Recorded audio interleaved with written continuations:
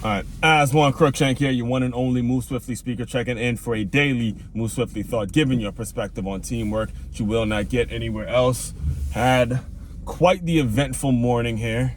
Had some weather, some somewhat inclement weather. I'm not allowed to say cold weather, being out here in Florida, but seeing that it was a fairly chilly morning, my tire air pressure light came on, so I just leaving the tire kingdom now to make sure that I was straight.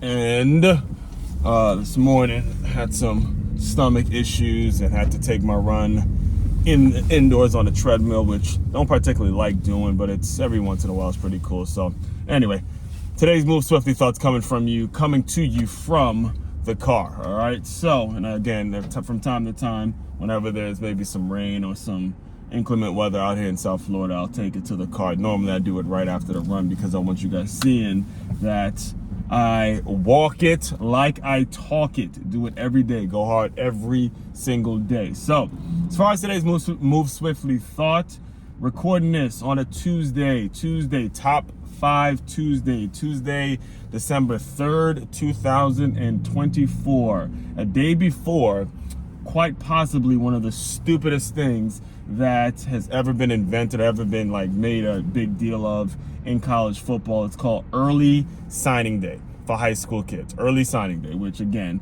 I'll repeat myself and I'll double down on that tomorrow when I do my live stream. I have a live stream coming out tomorrow. I'll be doing tomorrow titled "Why Early Signing Day is So Damn Stupid." But anyway, seeing that it is something that you exist and you have to deal with, let me address particularly the high school kids that are signing early to some college. And if you don't know what I mean when I say signing day, it's basically a time where high school kids are signing their national letter of intent to play college football to wherever it is they're going to be going. And it's a big thing that kind of strokes a lot of these high school kids' egos. Most of the time, it's going to be the last time. A lot of them are actually relevant in the football world, yet the particular school makes a big deal about it. ESPN makes a big deal about it. It really isn't a big deal. Even regular signing day isn't a big deal now, but I'll dive into that more as we get along these next few weeks. So,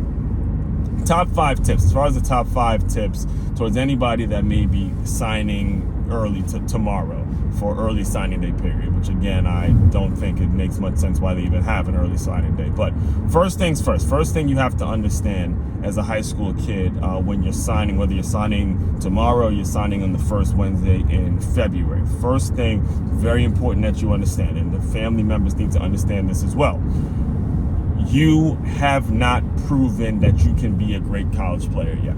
I don't care what high school you came from. I don't care how ranked you, where you are in ESPN's list. I don't care what college coaches say about you or how well you're quote unquote projected to be, how much they're calling you. I don't care about any of that.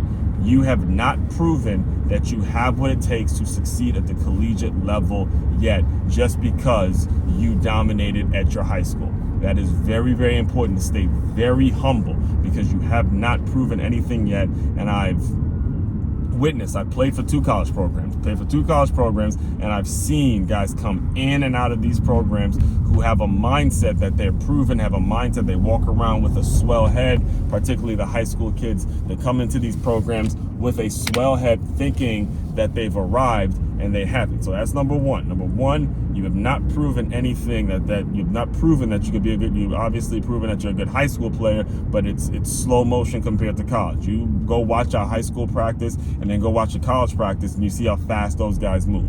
All right. You have not proven that you're going to succeed at the collegiate level yet, regardless of what the media, what anybody says about you. It's number one. Number two, the portal. This could have been 1A and 1B, but number 1 and number 2 kind of align with each other, because there is something called a transfer portal. When now a college coach has his opportunity, as we can see, it's becoming more and more relevant as the years keep coming up, as we keep going along. We start to see the portal becoming more and more relevant, because now a college coach has an opportunity to go recruit kids who are in the portal, and these kids have college film on them. They have college film on them, and there could be just a mix-up. There could be just something happening in the family. There could be nothing wrong, obviously, with the player, a la Dylan Gabriel, Jalen Hurts, countless names that have transferred to a different school, and it ended up being a really great situation for him. Baker Mayfield, tons of people, all right? So because of the transfer portal, you as a high school kid, you have to be really damn good. In fact, I remember seeing a clip of the SMU coach. SMU believe they're getting ready to compete in the ACC championship, and I remember the SMU head coach was talking to a bunch of high school kids, and he was saying, look, you got to be a damn good high school player now if you're going to have a shot at even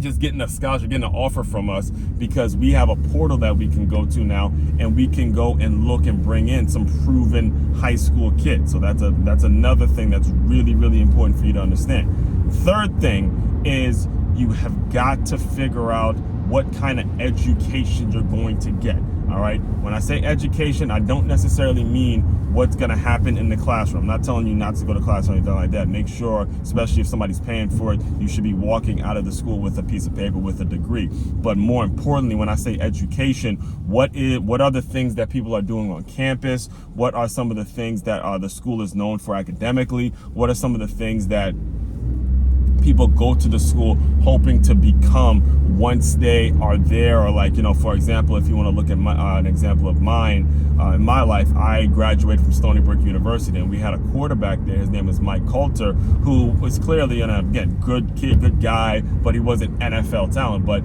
he came from Syracuse. And he transferred to Stony Brook, and he wanted to go to Stony Brook particularly because he wanted to get into med school. And when you look at the school, Stony Brook, we had a hospital on campus. I believe now he's a doctor, and he went to med school, and that was obviously the reason he was there. In addition to him being being a starting quarterback, but the fact that there was a medical school there, and Stony Brook was known to have produce a lot of people in the medical field and have a solid medical school program. Those are some of the things that drove him to the school. So as a football player, you got to take Mike Coulter's example and say to yourself, okay, hey, what are some of the things that could be going on from an educational standpoint that's going to make it so I'm thriving outside of football? So that's number 3.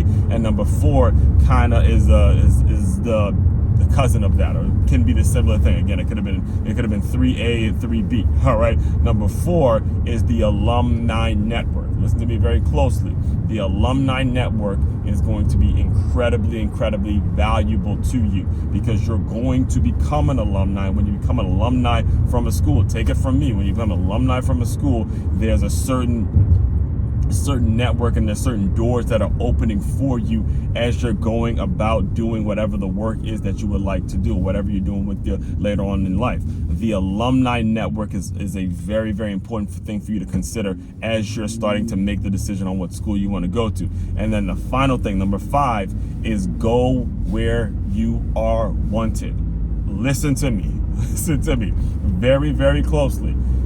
Do not make the mistake that I have made. The reason anybody, whether it's myself or whether it's anybody else that talks about this stuff or is in the thought leadership world per se, is we are primarily telling you all the things that we would have done if we were in the situation that you were in back in our day, quote unquote. And I'm telling you right now, biggest mistake I probably could have made when it comes to school is I was going to the places where I wanted to go, not to the places that wanted me. And I had to go, and the road was a lot more difficult for me to establish and make a name for myself, and I have friend groups and all that kind of stuff. You don't want to make that mistake. The thing is that you should be thinking about is, where am I wanted? What school is in the situation in which wants me, so I can establish myself, and I can make sure I'm establishing the experience that I'm having there is a quality experience. All right, so quick recap, top 5 tips for any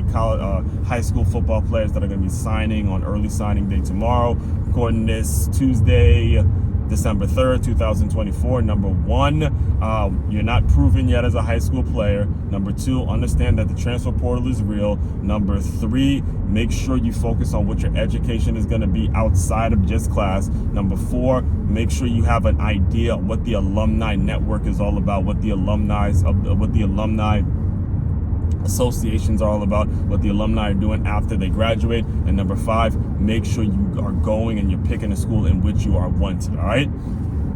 All that being said, main website to check out to dive deeper into all my work, it's makeyourmove.com. That's makeyourmove.com. Also tap into the Patreon link, patreon.com/as144. We have a membership for you guys. Join an exclusive group of business owners in which we're going to be helping everyone.